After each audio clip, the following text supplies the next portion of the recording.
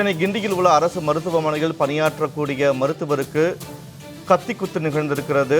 புற்றுநோய்த்துறை மருத்துவரான பாலாஜி இரத்த காயங்களுடன் மருத்துவமனையில் உள்ள தீவிர சிகிச்சை பிரிவில் அனுமதிக்கப்பட்டிருக்கிறார். அங்கு அவருக்கு தீவிர சிகிச்சை அளிக்கப்பட்டு வருகிறது. இதனால் மருத்துவர்கள் மத்தியில் பரபரப்பான ஒரு சூழல் காணப்படுகிறது. இது குறித்தான கூடுதல் தகவல்களோடு இணைகிறார் எமது சிறப்பு செய்தியாளர் ராம்குமார். வணக்கம் ராம்குமார். மருத்துவர் பாலாஜிக்கு கத்திக்குத்தானது நிகழ்ந்திருக்கிறது. இந்த கத்திக்குத்து சம்பவத்தில் ஈடுபட்டவர்கள் யார்?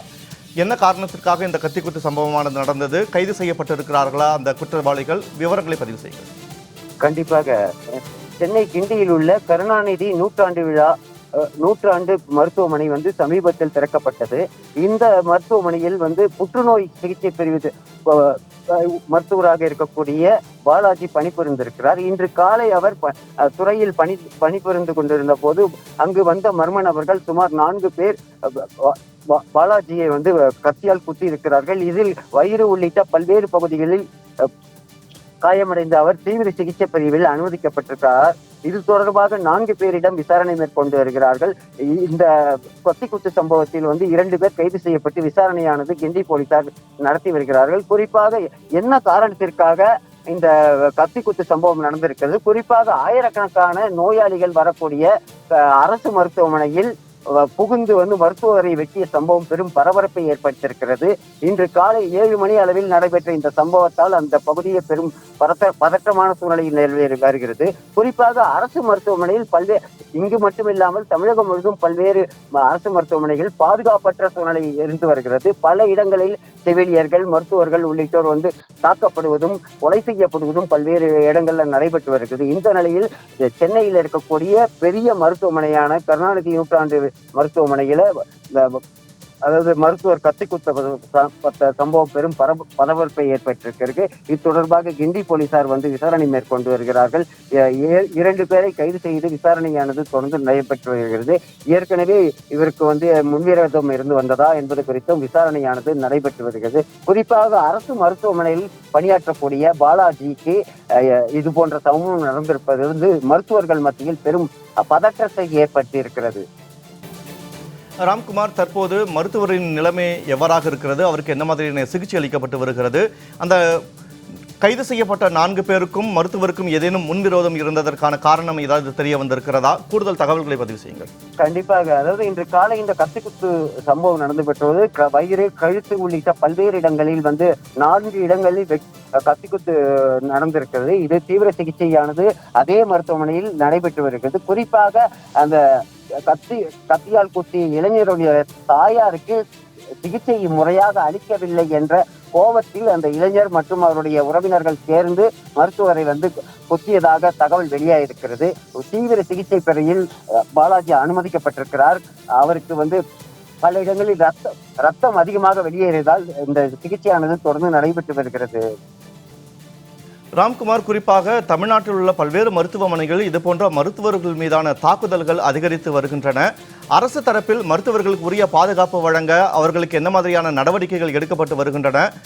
அரசு தரப்பில் இது குறித்து ஏதேனும் விளக்கம் அளிக்கப்பட்டு இருக்கிறதா? இல்ல கண்டிப்பாக. சென்னை மட்டுமில்லாமல் தமிழகம் முழுவதும் இருக்கக்கூடிய மருத்துவக் கல்லூரிகள் மற்றும் ஆரம்ப சுகாதார நிலையங்கள் உள்ளிட்ட பல இடங்கள்ல அரசு மருத்துவர்கள் மற்றும் செவிலியர்கள், ஊழியர்களுக்கு பாதுகாப்பற்ற நிலையில் தான் இருக்குது. பல இடங்கள்ல அதாவது முறையாக இந்த அரசு மருந்துகள் மற்றும் உள்ளிட்ட மருத்துவ உபகரணங்கள் முறையாக வழங்கப்படாதனால அரசு மருத்துவர்கள் சிகிச்சை அளிப்பதில் சிக்கல் ஏற்பட்டிருக்கு. இதெல்லாம் பல உயிர்கள் பலியாக இருப்பதனால அந்த இறக்கக்கூடிய பாதிக்கக்கூடிய நோயாளிகளின் உறவினர்கள் மற்றும் அனைவரும் சேர்ந்து மருத்துவர்கள் மற்றும் செவிலியர்களே தாக்கக்கூடிய சம்பவங்கள் தொடர்ந்து நடைபெற்று வருகிறது. இதற்கு முழுக்க காரணம் இந்த அரசோட நிர்வாக சீர்கேடு தான் என்று சொல்ல வேண்டும். பல மருத்துவமனைகள்ல உரிய மருந்துகள் இல்லாதவர்களாலும் அதே போல சிகிச்சை அளிப்பதற்கு தேவையான செவிலியர்கள், மருத்துவர்கள் காலி பணியிடங்கள் நிரப்பாததனாலும் தான் பல இடங்கள்ல நோயாளிகள் இறக்கக்கூடிய சூழ்நிலை ஏற்பட்டிருக்கு. இதற்கு முழுக்க காரணம் அரசோட சுகாதார துறையோட நிர்வாக சீர்கேடு தான் காரணம். கண்டிப்பாக. அதாவது கிண்டி கருணாநிதி நூற்றாண்டு மருத்துவமனையில் இன்று ஒரு துயர சம்பவம் நடந்திருக்கிறது. ஆயிரக்கணக்கான மக்கள் வரக்கூடிய சிகிச்சை அளிக்கக்கூடிய அரசு மருத்துவமனையில் கத்திக்குத்து நடைபெற்று வருகிறது. இதுல 4 பேர் கைது செய்யப்பட்டு விசாரணை மேற்கொண்டு வருகிறார்கள். தனது தாய்க்கு உரிய சிகிச்சை அளிக்கப்படவில்லை என்ற கோபத்தில் அரசு மருத்துவமனையில் கத்திக்குத்து நடந்திருக்குது. இதில் 4 இடங்கள்ல அதாவது அந்த மருத்துவமனை, இந்த காட்சியை பார்த்தோம்னாலே தெரியும், அரசு மருத்துவமனையில அதாவது அரசு மருத்துவமனை குத்திய சம்பவம். அந்த தரை முழுவதும் ரத்தம் சொட்டு, அதாவது கொட்டி கிடக்கிறது. அவரை ஓட ஓட கத்தி குத்திருக்கிறார்கள். குறிப்பாக அரசு மருத்துவமனையில பணியாற்றக்கூடிய இந்த மருத்துவர் கத்தி குத்து சம்பவம் நடந்திருக்கு. இதுல பாதுகாப்பற்ற சூழ்நிலையில் தான் இருந்து வருகிறது. கிட்டத்தட்ட 100கணக்கான போலீசார் அதுக்கு பாதுகாப்பு பணியில் ஈடுபட்டிருக்காங்க. அதாவது அரசு மருத்துவர்களுக்கே பாதுகாப்பற்ற சூழ்நிலையில் இந்த விளம்பர திமுக அரசுல இருக்கு. இது பல்வேறு சம்பவங்கள் சொல்லலாம். தமிழகம் முழுவதும் பல்வேறு சம்பவங்கள் தொடர்ந்து சொல்லலாம். அரசு மருத்துவர்களாகட்டும், செவிலியர்களாகட்டும், அனைவருக்குமே பாதுகாப்பற்ற சூழ்நிலை தான் இருக்கு. இந்த விளம்பர திமுக அரசு மருத்துவர்களுக்கு உரிய பாதுகாப்பு வழங்கப்படவில்லை. பல்வேறு இடங்கள்ல இந்த கத்திக்குத்து சம்பவங்கள், அதாவது தாக்கும் சம்பவங்கள் தொடர்ந்து அதிகரிச்சிட்டு இருக்கு. இதற்கு காரணம் இந்த அரசின் நிர்வாக சீர்கேடு தான் என்று காரணம். குறிப்பா இந்த சம்பவம் நடந்த இடம் சைதாப்பேட்டை சட்டமன்ற தொகுதி சுகாதாரத்துறை அமைச்சராக இருக்கக்கூடிய மா சுப்பிரமணியனின் சொந்த தொகுதி. அவரது வீடு அருகே இருக்கக்கூடிய இந்த மருத்துவமனையில் இந்த கத்திக்குத்து சம்பவம் நடந்திருக்கு. இது குறிப்பிட்டு சொல்லலாம். ஏன்னா இந்த மருத்துவமனைக்கும் மா சுப்பிரமணியன் வீடுக்கும் கிட்டத்தட்ட ஒரு 200 மீட்டர் தொலைவில் தான் இருக்கு. ஒரு அமைச்சருக்கு இருக்கக்கூடிய பகுதியில, அதுவும் குறிப்பா திமுக அவருடைய தலைவர் பெயரில் இருக்கக்கூடிய இந்த மருத்துவமனையில இந்த கத்திக்குத்து சம்பவம் நடந்திருக்கு.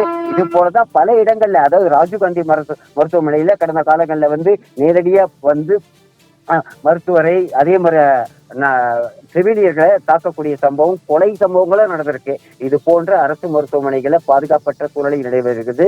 இந்த விளம்பர திமுக அரசோட நிர்வாக சீர்கேடு தான் இதற்கு காரணம். குறிப்பா அதாவது சென்னை என்பது மருத்துவ தலைநகரமாக இருந்தாலும் கடந்த 3 ஆண்டுகளில் திமுக அரசு வந்த பிறகு அரசு மருத்துவமனைகள் சரியான செயல்பாடு இல்லை. அதே போல மருந்து மாத்திரைகள் இல்லை, மருத்துவ உபகரணங்கள் இல்லை என்ற காரணத்திற்காக, அதாவது ஏழை எளிய மக்கள் வரக்கூடிய அரசு மருத்துவமனையில உரிய சிகிச்சை அளிக்கப்படவில்லை. இது ஒரு காரணம், முக்கிய காரணமா இருக்கு. இதன் காரணமாகவே விபத்தில் வரக்கூடிய பல்வேறு நோய்களுக்கு சிகிச்சைக்காக வரக்கூடிய அதாவது ஏழை எளிய மக்கள் இறக்கிறார்கள். இதற்கு இந்த அரசுதான் காரணம். ஆனால் மருத்துவர்களையும் செவிலியர்களையும் தாக்கக்கூடிய சம்பவம் நடந்திருக்கு. இந்த ஒரு பரபரப்பான இருக்கக்கூடிய இந்த கிண்டி மருத்துவமனையில மருத்துவர்களோட தாக்குதல் என்பது, மருத்துவர்களை தாக்கக்கூடிய சம்பவம் என்பது பெரிய பேரதிர்ச்சியா இருக்கக்கூடியது. அதே விபத்தில் சிக்கக்கூடிய, அதே போல பல்வேறு சந்தைகளில் வரக்கூடிய நோயாளிகளை சிகிச்சை அளிக்கக்கூடிய இந்த இடத்தில் மருத்துவர்களுக்கே பாதுகாப்பற்ற நிலையில் இருக்கு. கிண்டி போலீசார் விசாரணை நடைபெற்று வருகிறாங்க. கண்டிப்பாக, அதாவது ஏற்கனவே மருத்துவர் ரவீந்திரநாத் சொன்னது போல தமிழகம் முழுவதும் இருக்கக்கூடிய அரசு மருத்துவமனைகள், ஆரம்ப சுகாதார நிலையங்கள்ல கிட்டத்தட்ட 80,000க்கும் மேற்பட்ட செவிலியர் காலி பணியிடங்கள் இருக்கு. அதே போல அதாவது ஆயிரக்கணக்கான மருத்துவர்கள் பணியிடம் இன்னும் அதாவது நிரப்பப்படாமல் இருக்கு. இதன் காரணமாக அரசு மருத்துவமனைகளில் மருத்துவர்கள் பணியிடங்கள் இல்லாததுனால, அதாவது வரக்கூடிய நோயாளிகளுக்கு சிகிச்சை அளிப்பதற்கு உரிய மருத்துவர்கள் இல்லை, அதே போல செவிலியர்கள் இல்லை, மருத்துவ பணியாளர்கள் இல்லை என்ற குற்றச்சாட்டு தொடர்ந்து கடந்த 3 ஆண்டுகளாக நிலவி வருகிறது. புரட்சி தலைவி அம்மா ஆட்சியில் அனைத்து மருத்துவமனைகளுக்கும் தேவையான கட்டமைப்புகள், கட்டிடங்கள், அதே மருத்துவ உபகரணங்கள், மருந்துகள் உள்ளிட்ட அனைத்துமே தங்கு தடையின்றி கிடைக்கப்பட்டது. இதன் காரணமாக வரக்கூடிய ஏழை எளிய அதாவது ஏழை எளிய மக்களுக்கு உயரிய சிகிச்சை அளிக்கப்பட்டது. இதன் காரணமாகவே அதாவது விபத்தில் வரக்கூடிய பல்வேறு நோய்களுக்கு வரக்கூடிய நோயாளிகள் சிகிச்சை அளிக்கப்பட்டு காப்பாற்றப்பட்டார்கள். அப்போது புரட்சி தலைவி அம்மா ஆட்சியில் இது போன்ற ஒரு சம்பவங்கள் கூட நடைபெற்றதில்லை. ஆனால் கடந்த 3 ஆண்டுகளாக தமிழகத்தில் இருக்கக்கூடிய அரசு மருத்துவமனைகள் மற்றும் ஆரம்ப சுகாதார நிலையங்கள்ல இந்த உரிய சிகிச்சை அளிக்கப்படாததாலோ, அது மருந்து மாத்திரைகள் இல்லாததாலோ, இந்த விளம்பர திமுக அரசின் சுகாதாரத்துறை உரிய முறையில் அரசு மருத்துவமனைகளுக்கு தேவையான உபகரணங்கள் கொடுக்காததாலோ, அதாவது பல நோயாளிகள் இறக்கும் தருவாயில் இருக்கிறார்கள். பல இடங்களில் இறக்கும் சம்பவங்கள் இருக்கு. இதன் காரணமாக சாதாரண நோய்களுக்கு வரக்கூடிய நோயாளிகள் கூட இறக்கும் நிலை ஏற்பட்டிருக்கிறதுனால உறவினர்கள் மற்றும் அவர்களுடைய நண்பர்கள் வந்து மருத்துவர்கள் மற்றும் செவிலியர்கள் மீது தங்களது தாக்குதலை நடத்தி வருகிறார்கள். அதன் ஒரு பகுதியாக தான் இங்கு இருக்கக்கூடிய ஒரு வடமாநில தொழிலாளரின் தாய் வந்து இங்கு சிகிச்சைக்காக அனுமதிக்கப்பட்டிருக்கிறார். அவருக்கு உரிய சிகிச்சை மருந்துகள் மாத்திரைகள் இல்லாததால சிகிச்சை அளிக்கப்படாததால அவருக்கு வந்து இறக்கும் தருவாயில் இருப்பதால இந்த வடமாநில தொழிலாளர்கள் ஒன்று சேர்ந்து டாக்டர் பாலாஜியை வந்து கொலைவெறி தாக்குதல் நடத்தியிருக்கிறார்கள். உயிருக்கு ஆபத்தான நிலையில் இப்போது சிகிச்சை அளிக்கப்பட்டு வருகிறது. இதற்கு முழுக்க காரணம் இந்த விளம்பர திமுக அரசின் சுகாதாரத்துறை தான் காரணம். அதாவது மக்கள் வரிப்பணத்தில் கட்டியிருக்கக்கூடிய மருத்துவமனையில் உரிய உபகரணங்கள் இல்லை என்ற குற்றச்சாட்டு தொடர்ந்து நிலவி வருகிறது. அதே போல இந்த மருத்துவமனையில் தேவையான மருத்துவர்கள் இல்லாத காரணத்தினால்தான் உரிய முறையில் சிகிச்சை அளிக்கப்படாதது என்று தொடர்ந்து குற்றச்சாட்டு நிலவி வருகிறது.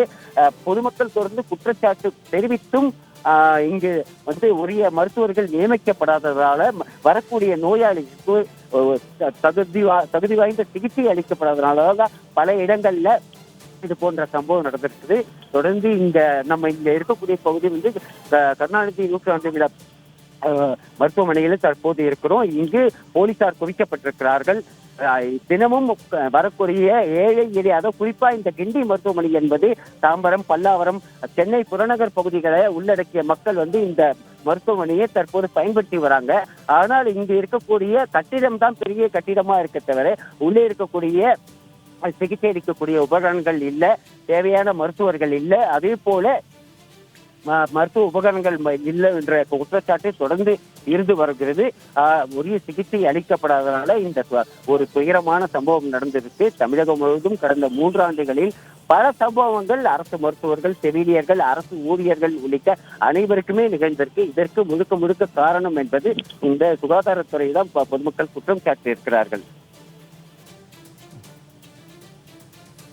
ராம்குமார், தற்போது மருத்துவர் மீதான இந்த தாக்குதலை கண்டித்து அங்கு மருத்துவர்கள் பணி புறக்கணிப்பு போராட்டத்தில் ஈடுபட்டு வருகிறார்கள் என்ற ஒரு தகவலும் வெளியாக இருக்கிறது.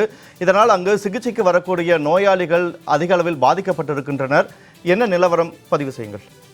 அதாவது குறிப்பா சொல்லணும்னா இங்க மருத்துவமனையில கிட்டத்தட்ட 1000க்கும் மேற்பட்ட மருத்துவர்கள் இருக்க வேண்டும். கிட்டத்தட்ட 22 துறைகள் இருக்கு. இங்கு புற்றுநோய் சிகிச்சை பிரிவு, எலும்பு மாற்று சிகிச்சை பிரிவு உள்ளிட்ட 22 துறைகள் இருக்கு. ஆனா இங்க இருக்கக்கூடிய 22 துறைகளுக்கும் தேவையான மருத்துவர்கள் இல்லை என்பதுதான் நிதர்சனமான உண்மை. தற்போது இந்த பாலாஜி வந்து கத்திக்குத்து காயத்துடன் உயிருக்கு ஆபத்தான நிலை இருக்கக்கூடிய மருத்துவர்களுக்கு ஒரு பாதுகாப்பற்ற தன்மை இருக்கிறதுனால இங்கு இருக்கக்கூடிய மருத்துவர்கள் மற்றும் செவிலியர்கள் வந்து பணிப்புறக்கணிப்பு இருப்பதாக தெரிவித்திருக்கிறார்கள். இதன் காரணமாக பல்வேறு பகுதிகளில் இருந்து வரக்கூடிய அதாவது பொதுமக்கள் பல்வேறு நோய்வாய்ப்பட்ட மக்களுக்கு வந்து சிகிச்சை அளிக்க இருக்கக்கூடிய சிக்கல் ஏற்பட்டிருக்கு.